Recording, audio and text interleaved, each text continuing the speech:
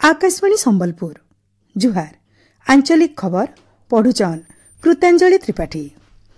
प्रधानमंत्री नरेंद्र मोदी आज जम्मू काश्मीर चेनाब नदी ठाने पुरथिर सबुन उच्चा रेल सेतु आउ अंजी ठाने देशर पहला केबुल रेल सेतु उद्घाटन करबे। इतार सहित वंदे भारत ट्रेन रो भी शुभारंभ करबे। नदी ठानु ई सेतु 359 मीटर उच्चा और 1315 मीटर लंबा है। चेनाब रेल सेतु फ्रांस आईफीएल टावर ठानु भी 35 मीटर उच्चा है। इटा जम्मू काश्मीर रियासी जिल्लानु कावरी आउ बक्काल इलाका के जुड़बा। सेंता 725 मीटर लंबा अंजी झूला सेतु जम्मू काश्मीर रो कटरा और रियासी जिला के जुड़बा। उधमपुर श्रीनगर बारामूला रेल प्रकल्प जम्मू काश्मीर के भारत रो बाकी इलाका संगे जुड़बा। भुवनेश्वर रेल ऑडिटोरियम ठाने आज राज्य स्तरीय नियुक्ति मेला समारोह हेबा। कार्यक्रम थी मुख्यमंत्री मोहन चरण माझी मुख्य अतिथि भावे जोग देकरी 7टा विभाग 1248 जन प्रार्थी मानको नियुक्ति पत्र बांटवे।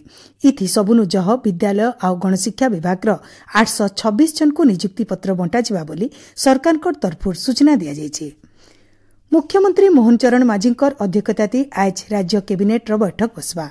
भुवनेश्वर लोकसेवा भवन ठाने दिनर 10 बजे हेबार के थिबार बैठक थी भिन्न भिन्न विभाग बहुत गुरुत्वपूर्ण प्रस्ताव के अनुमोदन मिली पारे बोली जना पड़ी। राशन कार्ड लगी ई केवाईसी अपडेट धारी समिया ई मास शेष हेबा बोली खाद्य जोगाण और खाउटी कल्याण मंत्री कृष्ण चंद्र पात्र कहिछन। से कहिछन एबतक 95% हिताधिकारी ई केवाईसी अपडेट सरीछि। अपडेट समिया सरला उतरु ई केवाईसी नहीं करितिबार 20 लाख हिताधिकारी योजना बाद पड़ी पारन बोली मंत्री श्री पात्र कहिछन। मौसमी वर्षा के नजर थी रखिकी धानगिना प्रक्रिया तुर्ती करबार लगी खाद्य जोगाण और खाउटी कल्याण मंत्री कृष्ण चंद्र पात्र निर्देश देछन। भुवनेश्वर ठाने गलाकाल डालुआ धानगिना प्रक्रिया समीक्षा करिकी मंत्री श्री पात्र कहिछन राज्य एबतक 88,000 चाषी ठानु 6 लाख मेट्रिक टन धानगिना सरीछि। एमएसपी आउ इनपुट साहज बाबदे चाषी मानकु 1,566 कोटी टंका दिया जायछि। धानगिना समियाती केन्सी भी अनियमितता अभियोग आसले तार तुर्ती समाधान करबार के मंत्री श्री पात्र विभागीय अधिकारी मानकु निर्देश देछन। राज्य कोरोना संक्रमण बढ़ुतिबानु बेलके विद्यालय खुलबार आगनु छात्र छात्री सुरक्षा लगी गणशिक्षा विभाग तरफ बहुत जरूरी पदक्षेप निया जाउछि बोली विभागीय मंत्री नित्यानंद गंड सूचना देछन। से कहिछन स्वास्थ्य विभाग मार्गदर्शिका पालन करा जायकरी विद्यालय मान के पाठपढ़ा मूल करा जिबा। शिक्षक शिक्षयित्री मानक लगी कोरोना के नेकरी मार्गदर्शिका जारी करा जिबा। इता के नेकरी विभाग तरफ गुटे बैठक हेछि बोली मंत्री श्री गंड कहिछन।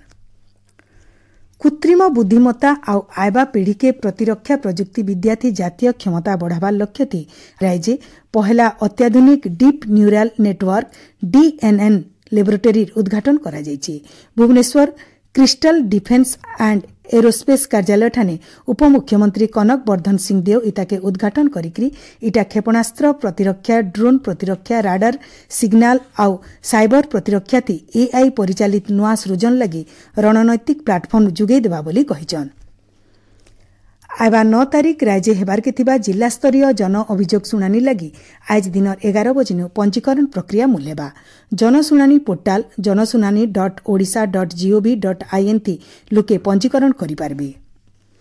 जेठ मासर उज्जवल पखर 10वीं तिथि थी गलाकाल पुरी श्रीमंदिर महापुरु मानकर राजेन्द्राभिषेक नीति हो जाइछि।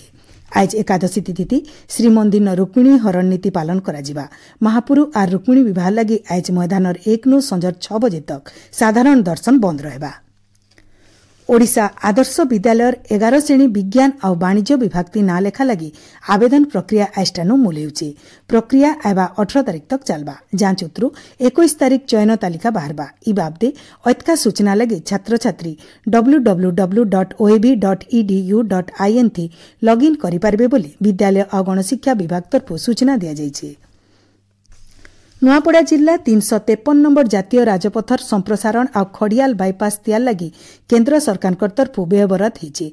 जातीय राजपथ मंत्रालय विज्ञप्ति अनुसार 353 नंबर जातीय राजपथ न खड़ियाल ठाने 55 किलोमीटर रास्तार संप्रसारण काम लगी 270 कोटी टंका बराद होइतिबार बेलके खड़ियाल नु टिल्लागढ़ जाइतिबार 59 नंबर जातीय राजपथर 50 किलोमीटर रास्ता लगी 255 कोटी टंका व्ययबराद होइछि। एथिनिर आंचलिक खबर इनु शेषला आरबेलर आंचलिक खबर सुनी पारबे रातिर 7:02 थी जुहार।